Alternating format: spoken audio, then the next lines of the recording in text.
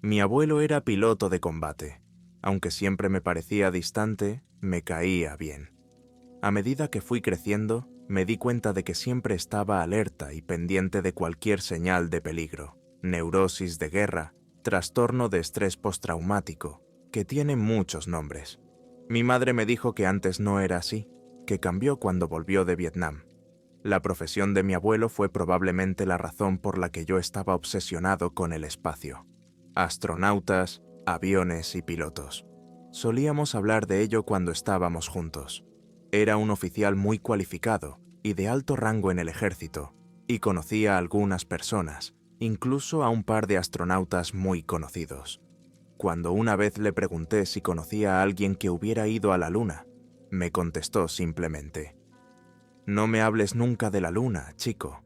Es un lugar oscuro y maligno». Murió en 2004 por causas naturales. Hace unos 2 meses, decidimos renovar la vieja casa de mis abuelos. Mientras limpiaba el ático, encontré una vieja caja metálica. En la caja había varias cosas que supuse que pertenecían a mi abuelo. Había una medalla militar, un montón de papeles y una vieja foto de mi abuelo con otros 2 hombres que no reconocí. Mi abuelo aparentaba unos 40 años, así que supuse que la foto había sido tomada en los años 70. Todos llevaban trajes espaciales y la escena era el típico telón de fondo, utilizado por la NASA. Pero faltaba el logotipo y solo había un fondo monocromo en blanco. El parche de la misión se titulaba Dawnbreaker. Yo no entendía nada. Mi abuelo era astronauta. ¿Por qué nunca le habló a nadie de este Dawnbreaker? Nunca había oído hablar de una misión así. Debieron de ocultarlo muy bien. Pero, ¿por qué? Encontré las respuestas en los papeles del fondo de la caja. Antes de continuar, debo advertirles que esto puede resultar muy perturbador para muchos. Mi querida familia, si alguna vez encuentran esto, debo confesarles algo. En 1972, yo no estaba en Vietnam. No debía decírselo a nadie. Pero si han encontrado esto, probablemente ya no importe. En 1965, yo y un puñado de otros pilotos fuimos seleccionados para un equipo no público de astronautas que participarían en misiones encubiertas en el espacio. Para nuestro gobierno, no tendríamos la gloria y la fama de los astronautas normales, pero nuestro país nos necesitaba y por eso estábamos allí. A principios de 1972, nos dijeron que durante un periodo de tiempo indeterminado, un país tenía un satélite secreto en órbita alrededor de la Luna. Nunca nos dijeron qué hacía o por qué estaba allí, solo que unas semanas antes se había estrellado en la superficie de la cara oculta de la Luna. Por razones desconocidas y que los datos que transportaba eran cruciales, el gobierno necesitaba recuperarla, y por ello nos enviaba a mí y a otros 2 astronautas a recuperar el módulo de memoria del satélite. En esencia, se nos transfirió el equipo de la misión Apolo 18 prevista. Por lo que me contaron, el equipo Apolo estaba furioso. Tenían motivos para estarlo. Al fin y al cabo, parecía que quien nos dirigía era mucho más poderoso que la NASA. Toda la misión era alto secreto. Obviamente, yo estaba oficialmente desplegado en Vietnam, mientras que en realidad nos sometíamos a un exhaustivo entrenamiento para la misión. Al cabo de un par de semanas, nos encontrábamos en la plataforma de lanzamiento, frente a un cohete gigantesco que nos llevaría a la Luna. Yo era el comandante de la misión, mientras que el teniente Carver era el piloto del módulo de excursión lunar y el teniente Ackerman era el piloto del módulo de servicio de mando. El vuelo a la Luna duró aproximadamente 3 días. Después de llegar, hicimos un par de órbitas alrededor de ella. Cada vez volábamos detrás del horizonte creado por la propia Luna. Sentí un poco de impotencia cuando nuestra comunicación con el mundo se oscureció. Cuando la señal quedó oscurecida por la masa esférica de roca y polvo que teníamos debajo. La cara oscura de la Luna no se parece en nada a la cara clara que vemos casi a diario. En lugar de lisos campos grises y tranquilos mares lunares, estaba completamente cubierta de oscuros y profundos cráteres y agujeros, como si estuviera siendo devorada lentamente por el propio universo. Por fin, se decidió iniciar el descenso a la superficie. Carver y yo intercambiamos deseos de buena suerte con Ackerman, y en el módulo lunar llamado Caronte nos separamos del CSM, llamado Trinidad. Después anunciamos que Sharon había tocado tierra. Nuestra respuesta no fue vítores y aplausos, sino simplemente, esto es Trinidad. Felicidades, Sharon. Voy a transmitir la noticia en el otro lado. Tened cuidado ahí fuera, amigos. Así de simple. Quedamos aislados del resto del mundo. Ackerman era nuestro único enlace. Mientras estaba sobre el lado luminoso, podía comunicarse con el comando terrestre. Y mientras estaba en el lado oscuro, podía comunicarse con nosotros. Nunca ambos a la vez. A pesar de que el período orbital CSMS era de aproximadamente 2 horas. Estaríamos en contacto solo unos 35 minutos en cada órbita. Aterrizamos en una llanura plana dentro de un enorme cráter. Contrariamente a lo que algunos creen, el Sol ilumina la cara oscura de la Luna de la misma manera que la cara clara. La cantidad de luz depende de la fase lunar. En el lugar donde aterrizamos, aún brillaba la luz del día, pero sabíamos que oscurecería en unos días. Me sentía excitado y curioso por lo que nos esperaba en este mundo extraterrestre. Esperamos durante 1 hora y media la respuesta del comando Ackerman, y pasamos el tiempo preparando nuestros trajes. El comando envió las felicitaciones. Deben proceder con la recuperación. Todo estaba en silencio absoluto.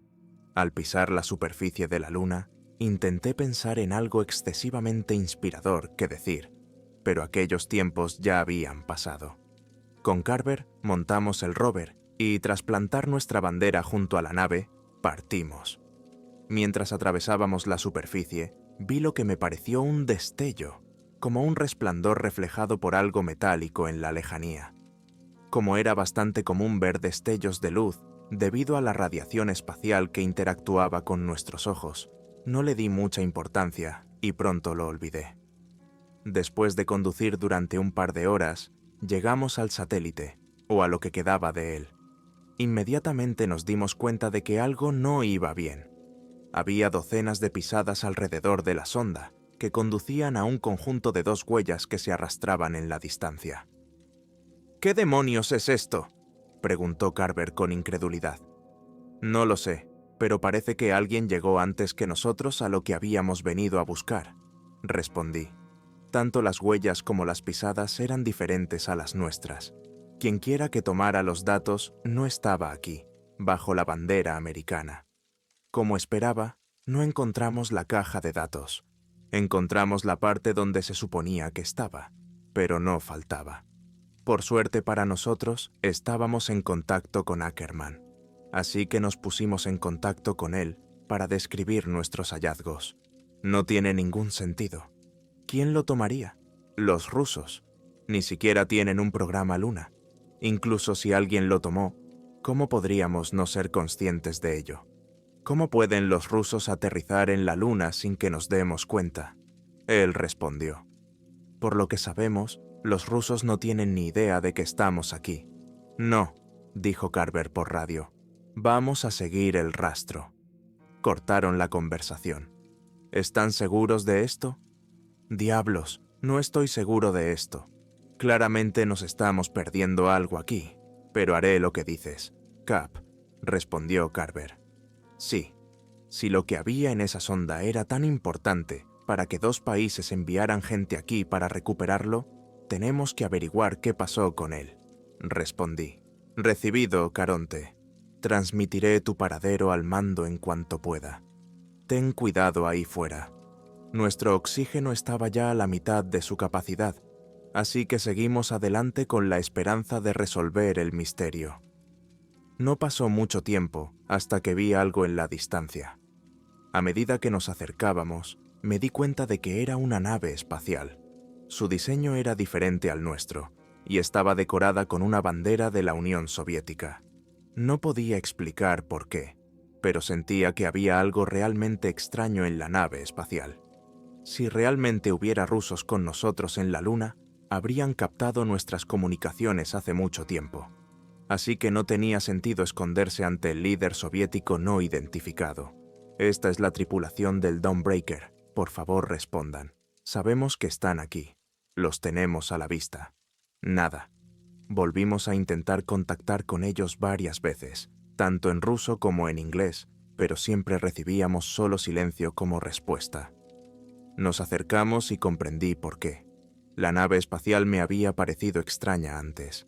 Parecía que llevaba allí un tiempo.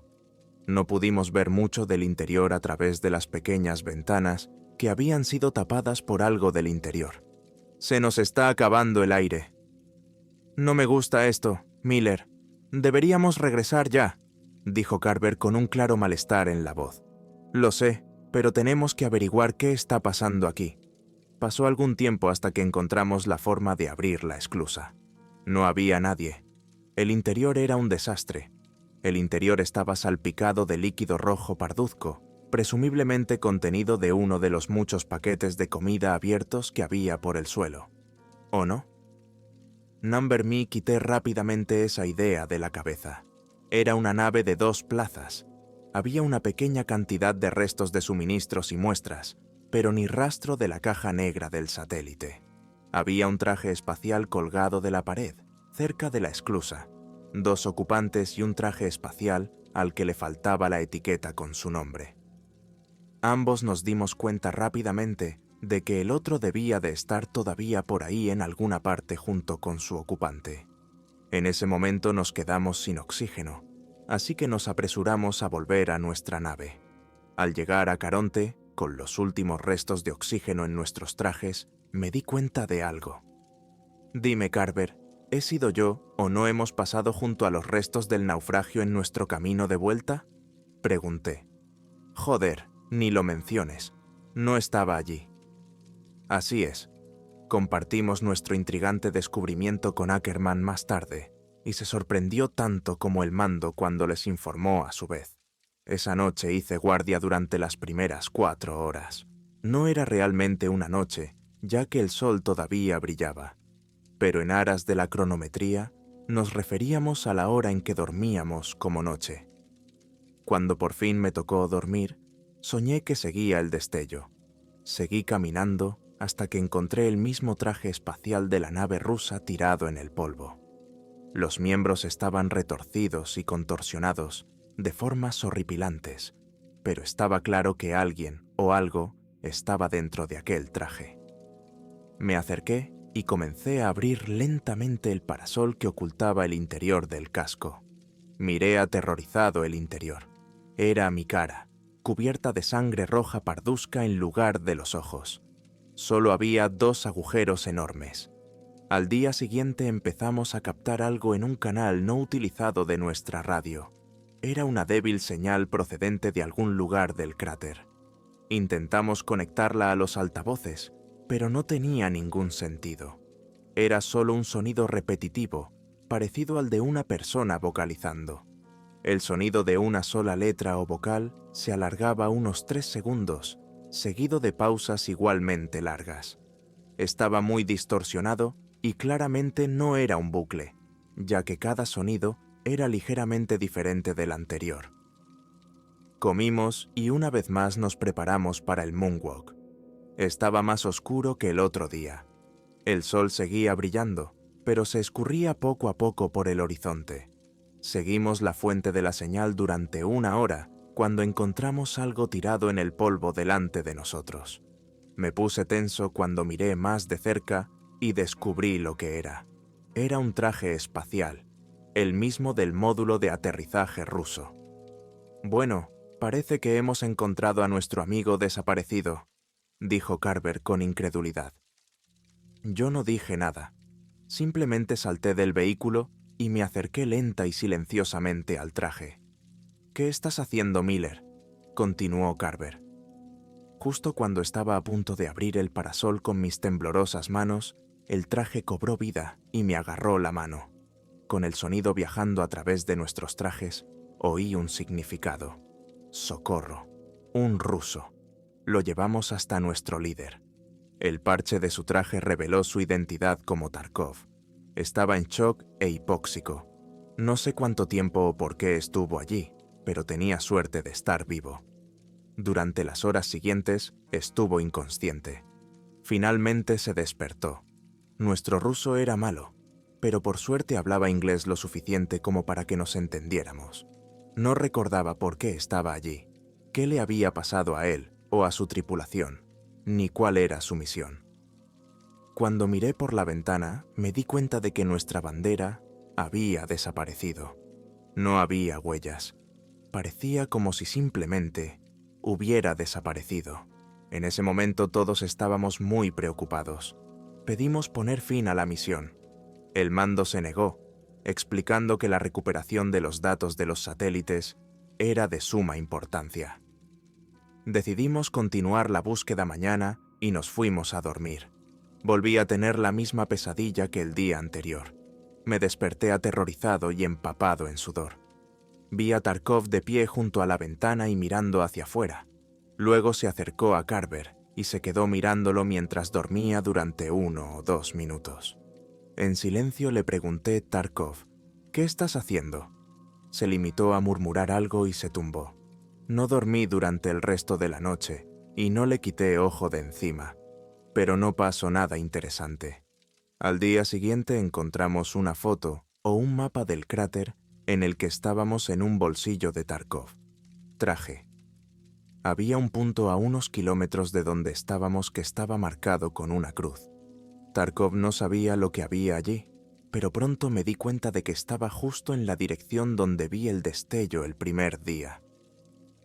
Más tarde, Carver y yo despegamos y nos dirigimos hacia este misterioso objetivo, mientras Tarkov se quedaba con Charin. En realidad, mi rover tenía potencia suficiente para llevarnos a los tres, pero yo insistí en que no era así y que debía quedarse atrás.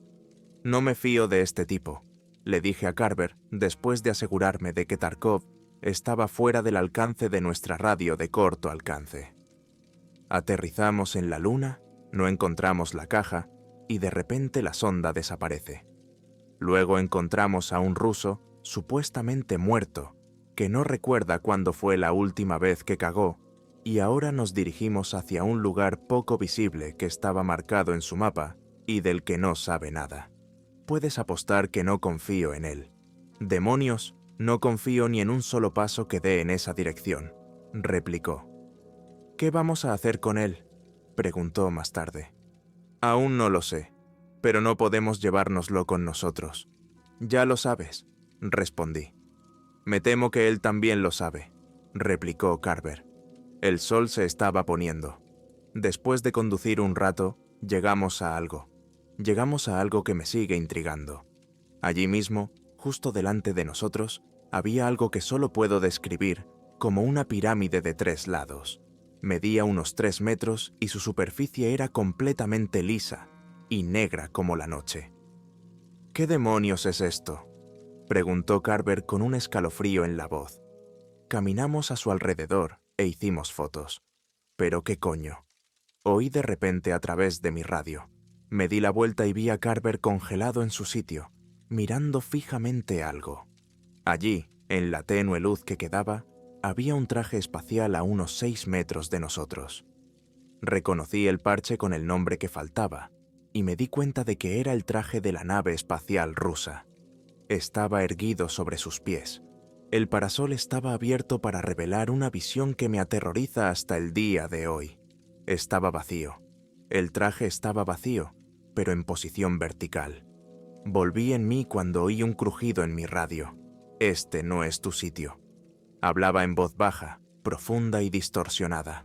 Entonces, de la nada, me cegó un intenso destello de luz. Pero cuando me recuperé, la cosa había desaparecido. «Carver, ¿estás bien?», le pregunté. Se quedó callado al principio y luego contestó: «Hombre, a la mierda la NASA, a la mierda el ejército, a la mierda el satélite, a la mierda toda esta misión. Quiero salir de aquí ahora mismo». Sin ningún debate, Corrimos hacia el rover y nos dirigimos de vuelta a Sharon. Cuando volvimos, el sol ya se había ocultado en el horizonte y la oscuridad era total. La esclusa estaba abierta y Tarkov estaba de pie delante del módulo con su traje. ¡Maldita sea! Con las prisas nos olvidamos por completo de él. Me acerqué a él y empecé. «Escucha, Tarkov, hay algo que te preocupa». Me detuve cuando me di cuenta de que llevaba algo a la espalda, pero era demasiado tarde. Se balanceó y me golpeó con una vara afilada. Me golpeé la cabeza con el interior del casco y, aturdido, caí al suelo. Cuando cesó el zumbido de mis oídos, les vi a él y a Carver luchando en el polvo. Me levanté y me lancé contra Tarkov, impulsándonos a ambos a una docena de metros de distancia. Antes de que pudiera volver a ponerme en pie, él ya estaba encima de mí. Forcejeamos y, justo cuando se agarró a la palanca que servía para soltarme el casco, le golpeé la cabeza con una roca afilada. Su visor se resquebrajó, y mientras el aire se le escapaba poco a poco del traje, me levanté y agarré la varilla. Ya estaba manchada de sangre. Se abalanzó sobre mí, pero le apuñalé en el pecho. Entonces cayó encima de mí.